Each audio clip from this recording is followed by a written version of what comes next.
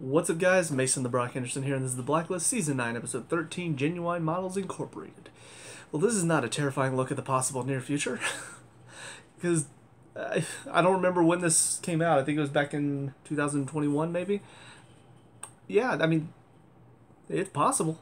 I wouldn't be surprised if something like this already exists. We already see there are those chat GPT things that people will talk to and act like they're real people responding and everything. Slap a human face and body and skin and hair on that, boom, there you go. This is exactly what this episode's about.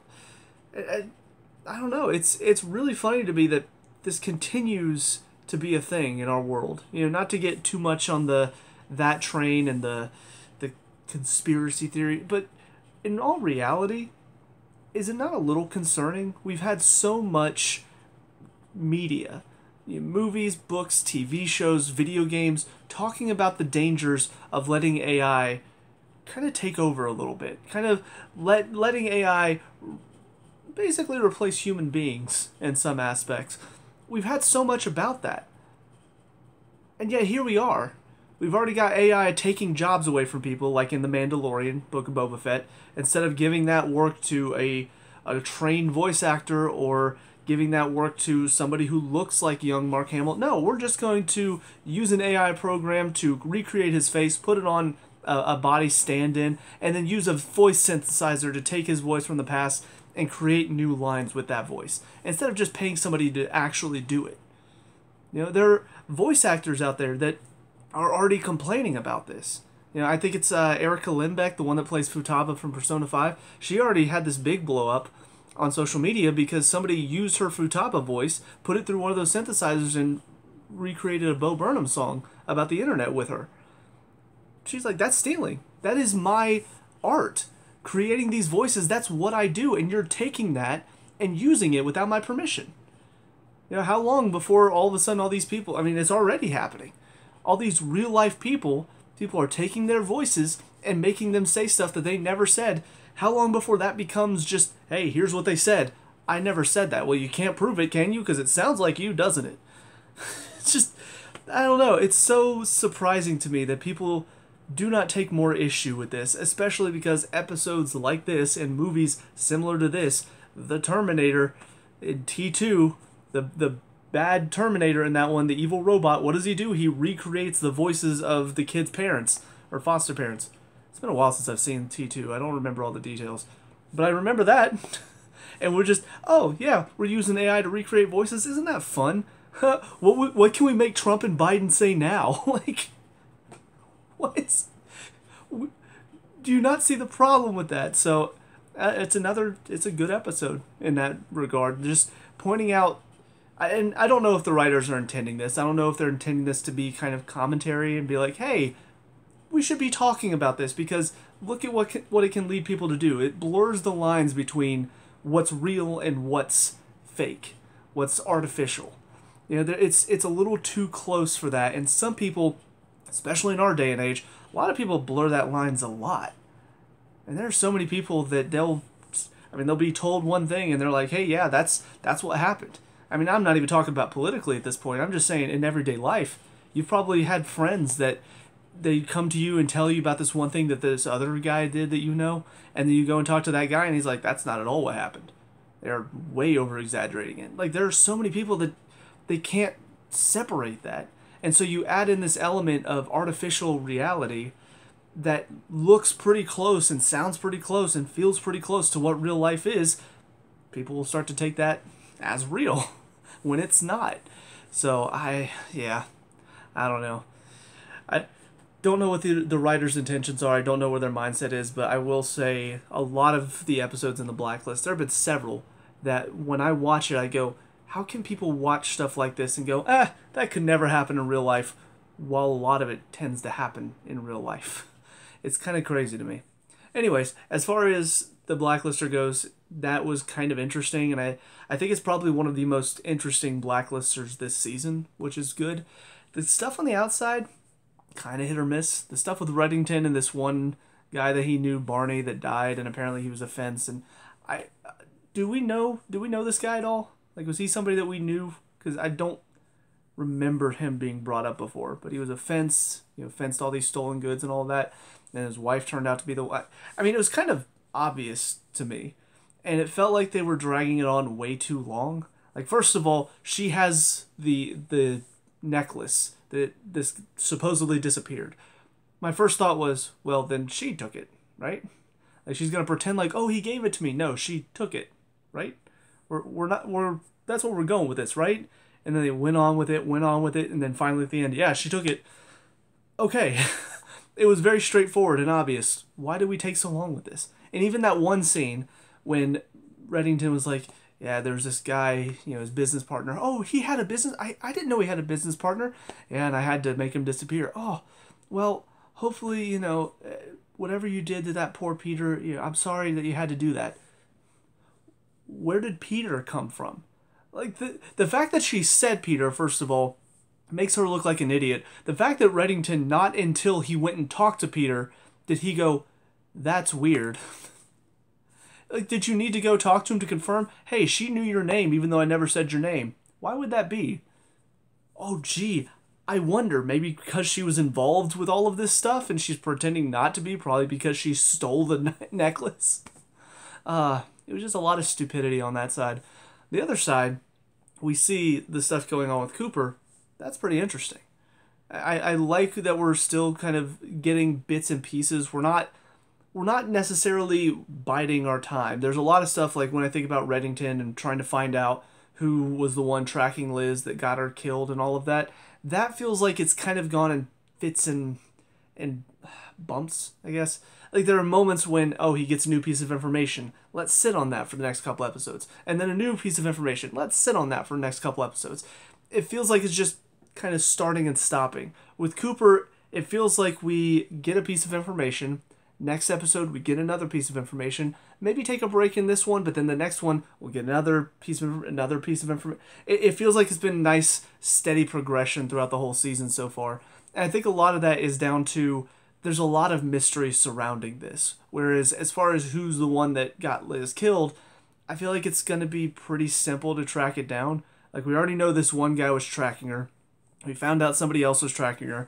We have that information. It's just trying to find out who it was that tracked her. And that's kind of it. Once you get that information, it should be pretty easy to narrow it down and find out who's the one that did it all. Whereas with this, we had to find out who, why did he end up passing out? Why couldn't he remember? Well, he was drugged. Okay, well, who drugged him? Well, it was the bartender. All right, well, we go find him. Well, he's dead. Now we got to try to find out who killed him. Like, I like how they're handling it. And I think they're doing a good job of stretching it out. So, as far as who I think it could be, I mean, obviously, Heber seems to be the obvious person for me. Just because, I mean, it's clearly a New York cop. I think he's a New York cop, maybe? And he seems to be really hard on for Cooper in all of this. Like, he's really trying to say, hey, you look suspicious. I don't know if he's a New York cop or not. If he is, then obviously he's the main suspect. If not, then I don't know. I honestly can't think of any New York cops that we know of from this show. So, I don't know. It's got a lot of intrigue, though, and a lot of mystery, and I feel like they're, again, dragging me along and getting me interested to see who's going to be behind it all. So, yeah, I think all in all, it was a good episode, good overall premise, and then stuff on the outside was pretty interesting outside of Reddington's. So, I'm back into it. It has been about a week since I watched this, so it took some doing for me to get motivated to get back into watching it. But now I'm here. I watched it, and it was good. It's a good feeling. So, on to the next one. I'll see you there. And now, episode 14, Eva Mason. Pretty good again. Honestly, these past two episodes have probably been the best Blacklisters all season. Because you got the AI one, and now you got one that I've heard about, and it's crazy to think that this is a real thing. But yeah, this whole idea that these mothers will essentially poison their children, and it's hard to really tell if they know what they're doing. Like, it almost feels like a mental illness. Like, the fact that they are so obsessed with getting this attention that they would put their kids' lives in danger, constantly keep them just terminally ill, just for the attention of it, just so they can go and be like, oh, my poor child, look at me, my child is sick. It's really scary that people like this exist, but I've heard stories about it before, so I know this is a real thing, and it's absolutely terrifying to think about. So that was really interesting, and the fact how they turned it as well, they even threw the little clues in there, like whenever Eva was kidnapping, or about to kidnap Sutton, or was Sutton the last name? I think, whatever. Sutton, the lady that was poisoning her kid. Whenever she was about to take her, she said, I know the truth. And that was kind of the moment where I'm like, wait a minute, are they going to turn this around on us and make it to where these mothers are actually, like, the whole, I couldn't remember the name of it, but Munchausen's thing, is that what's going on here? So it's nice that they kind of gave you clues before that big reveal about a third or 2/3 of the way through. I think that was really well set up, and how it all sort of came to a conclusion as well. I think it was pretty appropriate. I will say, kind of wish maybe we'd gotten a bit more with Sheila, because I don't really remember her, and I don't really remember Panabaker's son either, so it wasn't quite as impactful as it would have been if we had seen her family more often, and maybe we got to see, you know, her son meeting Sheila and falling in love with her and all of this stuff, having the kid, and then we get to this point and she turns out to be just an absolutely terrible person, and a mother that would do something like this. I feel like it would have had a lot more of an impact. Now, what it means to Panabaker, obviously that feeling was there, and I really like how they tied it in with what Reddington is currently going through with Elizabeth. I think that was a very clever way to put those two stories together. But yeah, overall, I feel like that oomph that really could have hit if we had known Sheila a little bit before this, and maybe we did meet her before and I just don't remember, but the fact that I don't remember kind of made that moment of, holy crap, Panabaker's daughter-in-law is doing this to her granddaughter. It kind of made that moment a little bit less impactful for me personally. But outside of that, we also have Reddington taking more steps, trying to figure out, and we finally do have the first signs that what Cooper is going through is tied in to what Reddington is going through. Because we saw that whoever was blackmailing Cooper wanted him to, I think, kidnap Kennison or something. That's been a while ago. I don't even remember exactly what happened there. But basically, Kennison is kind of the central figure now. And it almost feels like whoever is blackmailing Cooper set this up because they knew eventually Reddington would want to go after him. And so they're blackmailing Cooper to get him out of the way. Which is very interesting. I feel like whoever is doing this is very intelligent, clearly, because they're thinking multiple steps ahead, if that's the case. I still... Again, the two main suspects, in my opinion, just based on where I think they're going with this, are going to be the two people that we've known for the longest. So Hetty or Marvin Gerard. Those are the two that I'm thinking are my priority suspects. Maybe they'll still pull the rug out from under me and it'll be somebody else entirely. If it is, I mean, I would assume it would be somebody on the task force maybe, but I don't... Maybe it'll end up being something that they were tracking Elizabeth, but for a different reason, and then that led to... I don't know. But it feels like somebody is trying to subvert Reddington and is trying to stay ahead of him by doing all of this stuff. And with that in mind, it feels like it would be somebody that knows his organization and knows how he works as well, which is why I'm leaning toward either Hetty or Marvin Gerard. And between those two, Hetty seems least likely, Marvin Gerard seems the most likely, so I don't really know what to... Are they going to kind of play with my expectations and it'll be Hetty, who... How on earth would I ever suspect her? Or is it going to be Marvin Gerard, who, yeah, he had a reason to want Elizabeth out of the way, and he didn't like her as being the head of the organization, and that's why he wanted her dead? I don't know. It is kind of a toss-up for me, because the writers could either be very clever with it, or they could be kind of obvious with it. And maybe, who knows, maybe it's not obvious. Maybe I'm just thinking about this in a way because I've seen stories like this before. Or, I don't know, maybe it is pretty obvious. But whatever the case, I mean, it's still got my interest. So moving on to the third of the episodes. I'll see you there in a sec. And now, episode 15, Andrew Kennison. This is what I was missing these last two seasons of The Blacklist. This is what makes this show so freaking great. Holy crap. all the different moving pieces. We finally get to see who's been blackmailing Cooper this whole time. They go get him. He's running because he already knows they're on their way. And then they get him in there. And then there's a lawyer there, and he's ready to take him out. And then they're like, "Hey, we'll get him. We'll follow him." And then they get shot in the street. And it's just, yes, this is the type of storytelling that I've missed, if I'm being honest. This subterfuge, all of these different moving pieces and how they fit together. It's a lot of fun. Now, granted, with this being said, I will say some of it was a little obvious. First of all, the fact that they were like, "Oh yeah, we'll follow them after they get in the car." I'm like, they're not making it to the car. Like, you just said that they're burned, they're done. There's no way that anybody's going to give them a chance. I honestly thought the car was just going to explode when they got in it, but no, just random drive-by shooting, that was it. I will also say, kind of leading into my idea of this is, because we know whoever is behind this, whoever hired Reggie Cole to do all of this stuff, clearly they are in the know. First of all, they know about the task force. They know about Reddington. They know about all of this. When Reddington was on his way to go get him, somebody told Cole that he was on the way. Now, the only people that knew that were the task force, and he talked to Marvin Gerard to tell him he was on his way. So again, it's leading into this idea that Marvin Gerard might be the one behind it, and even at the end, he was like, "Wait, you don't want to see what they're going to go first?" Because he was planning to just grab him as soon as they were out of the building. But Gerard suggested, "Wait, don't you want to see what they're going first?" As if he wanted them to get to the car. He wanted Reddington to wait to give the hitman time. That's where my brain is going. I'm like 80% convinced that he's involved somehow. Again, he already has the motive. We know this. He talked about it with Dembe in that one episode. So it feels like that's correct. And then this episode happens, and you give me those more clues. You give me Reddington calls him, and then Reggie Cole somehow knows that Reddington's on the way.